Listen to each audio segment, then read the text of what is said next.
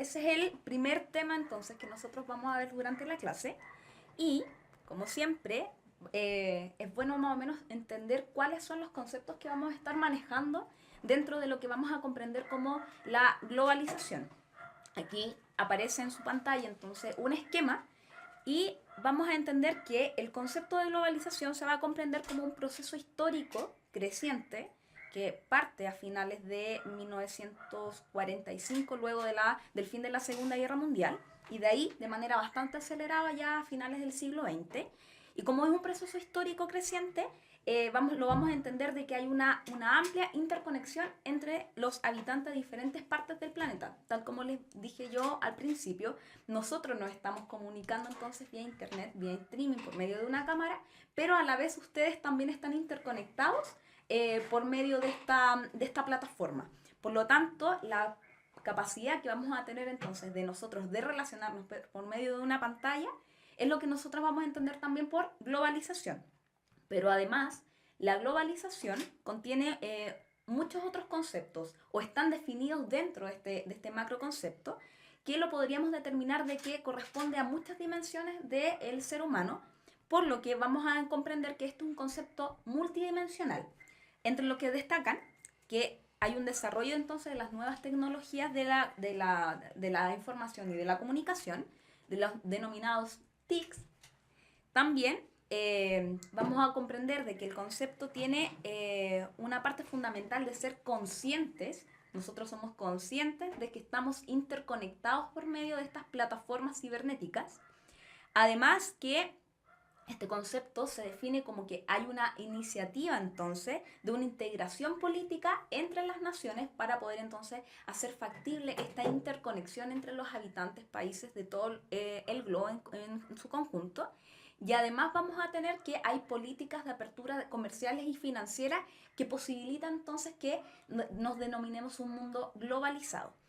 Por lo tanto, todas estas dimensiones, todas estas repercusiones, tanto en los ámbitos económicos, personales, de organizaciones, medio ambiente, las sociedades en todo, vamos a denominar entonces que este concepto es multidimensional. Además de ello, que esto permite entonces que la globalización lo vamos a entender tanto que se produce de manera inmediata, que se produce de manera simultánea, y otro concepto que es súper importante que es de manera masiva. Por lo tanto, el concepto de globalización se comprende de todas estas dimensiones que hace entonces posible de que nosotros nos estemos comunicando en este mismo momento. Otro de los puntos importantes, entonces, que es sumamente como, vamos a ponerlo como un tic, así como ya, esto es lo que tenemos que recordar, que es sumamente importante. La globalización, entonces, que la globalización es fundamentalmente producto de una revolución tecnológica y científica que se produce ya a finales de las últimas décadas del siglo XX. ¿Y qué es lo que genera entonces esta revolución tecnológica y científica? Hace entonces posible que generemos relaciones mundiales.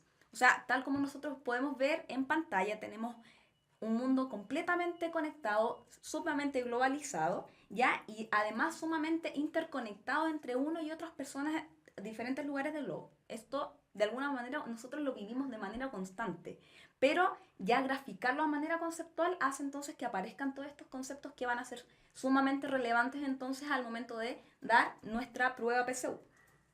El Internet entonces es parte fundamental del proceso de globalización y lo vamos a entender entonces que es un conjunto de conceptos que nosotros vamos a denominarlos como está dentro de parte del concepto de la informática, de la microelectrónica y macroelectrónica también, de las telecomunicaciones y de la interconexión. Esto entonces hace posible que nosotros estemos entonces comunicándonos.